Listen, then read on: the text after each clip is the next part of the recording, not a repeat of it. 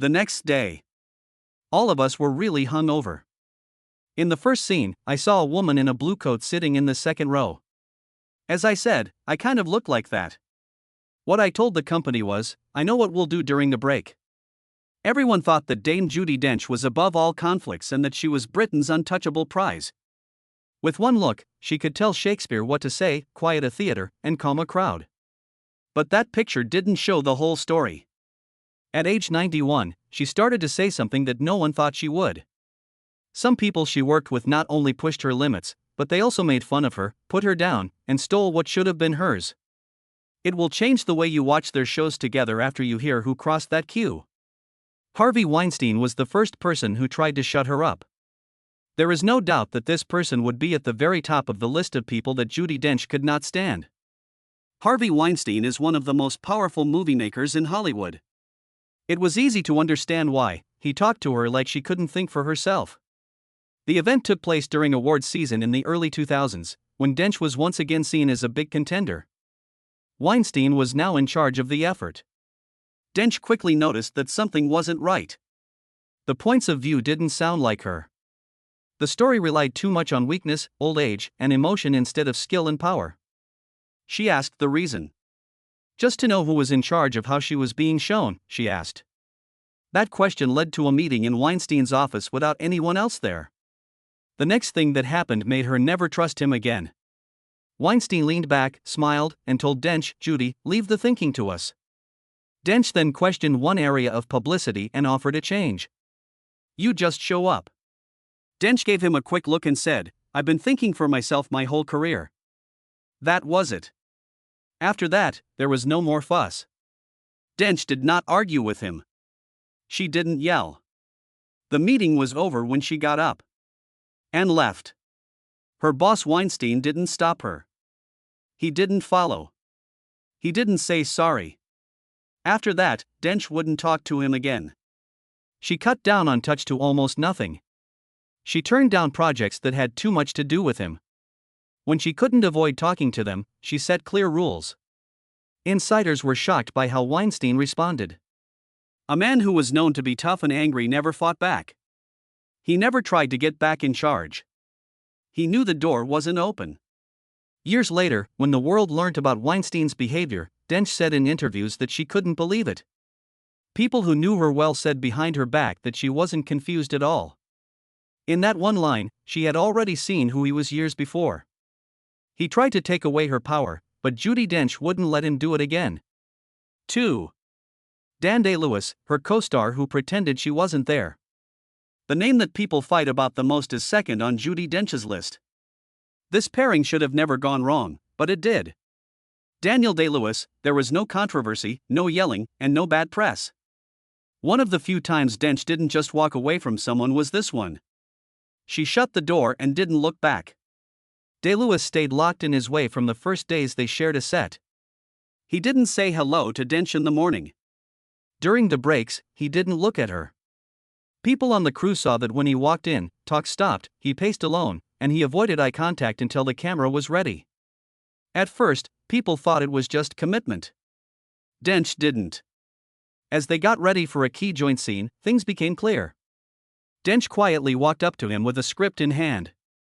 She wanted to talk about pace and emphasizing emotions. Day-Lewis never looked at her or said anything back to her. He didn't call her by name. Dench stopped and then said, Daniel, I'm talking to you, not the character. He didn't answer. Everyone in the room saw it happen. That moment hurt a lot. In the evening, she tried again, suggesting that they practice the scene before they film it.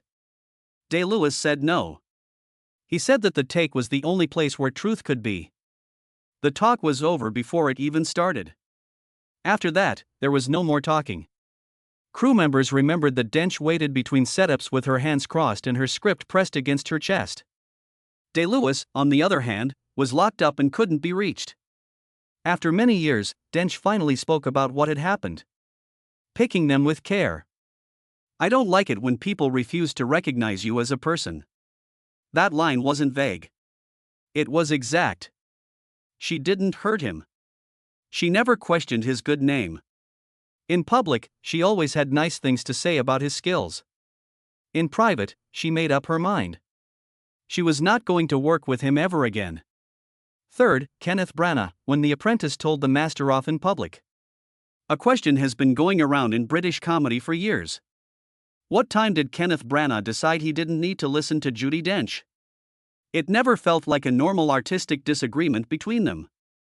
It was like a quiet tear that would never heal.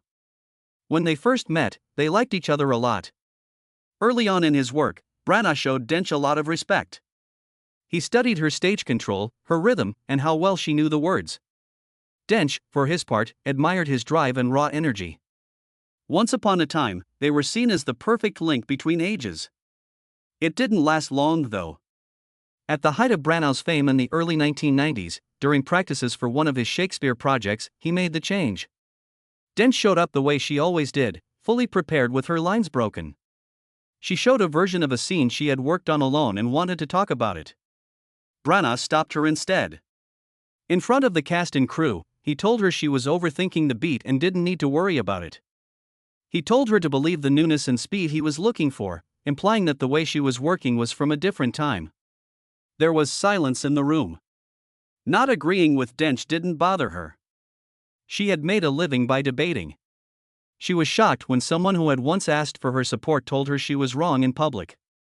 It looked like the power had changed hands, and Branagh was eager to show it. The tone changed after that. The rehearsals got tense.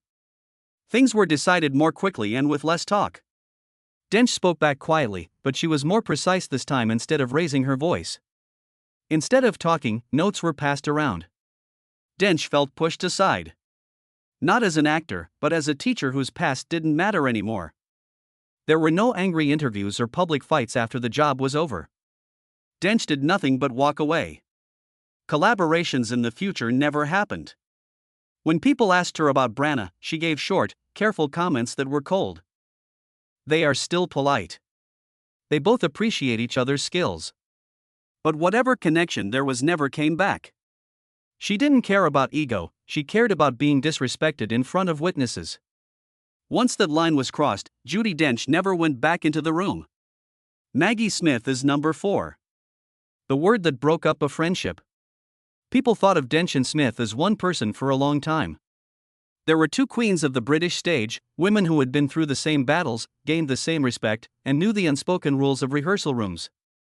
They made jokes about each other in public, spoke up for each other in interviews, and were cast together because directors thought they could not be broken. During dress practices for a big West End show in the late 1980s, that illusion fell apart. There had been a quiet buildup of stress. Smith was under a lot of stress because he had a lot of responsibilities and the press was always looking at him. Dench always kept his mind on the work. While they were going over a very important scene together, Dench stopped and asked a simple question about when to show feeling. Smith lost it. In front of the whole cast and crew, she told Dench, "Judi, just say so if you want to direct the play." Dench didn't answer. She didn't fight back. But the room got cooler right away. What hurt so much about the moment wasn't the words themselves, but what they meant. That Dench's accuracy was not professional but rather influence. Something very important changed after that practice. When they were on stage, the acts were perfect. Off stage, the warmth was gone. Smith was funny in a sharp way. Dench pulled back into cool restraint. Eye contact and conversations got shorter. Dench thanked everyone nicely when the show was over and then just left. She didn't say anything to Smith. Later, Dench talked about Smith with respect and even love, but there was something missing. There was no longer any love. There was never again a sense of shared ground. They never got along with each other again. This hurt Judi Dench the most because it came from someone who should have known better. Steve Coogan is number 5. The joke that broke everyone's trust. The last name on Judi Dench's list came from a place that was meant to be fun, open, and where people could work together. It made her feel colder than any disagreement ever could. Steve Coogan was the name, and the break came quickly. They worked together on a project that was supposed to be a mix of seriousness and humor. Dench gave the play organization and emotional accuracy. Coogan added speed, comedy, and the ability to write on the spot. It worked at first. She liked how he timed things. He seemed impressed by how well she had planned. It was easy to play the tone until it wasn't. The change happened early in the table read. Dench stopped a scene and asked what the emotional core of a line was, or why it worked the way it did. Before the director could answer, Coogan spoke up with a smile and a joke meant to make people laugh. Judi, the people in the room aren't writing a thesis. Everyone in the room laughed. Dench didn't. After that, practices didn't feel right. Coogan riffed out loud and changed the shape of lines as he went. Dench stuck to the exact and limited plan she had made. The feedback stopped being fair. When she offered notes, they were brushed off with jokes that were meant to distract rather than engage. People on the crew noticed that she stopped asking for changes and commented less often. How she watched instead of taking part. During a rewrite session, things finally broke down. Coogan suggested that Dench cut down on one of her speeches, saying that the project needed more charm and less lecture. It came off as fun. They didn't get it that way. He looked at Dench once, and she didn't say anything. That was the end of the discussion. After the job was done, Dench didn't talk about him at all. The name of him came up in interviews. For the most part, her replies were short, neutral, and cold. There was no judgment or praise after that, only distance. They never worked together again. Over time, there was no reunion. This fight wasn't about power or ego for Judi Dench. It had to do with honoring the work. When humor brushed that off, the door shut and didn't open again. There were no big fights or public meltdowns going on. There were quiet times that made a difference in everything.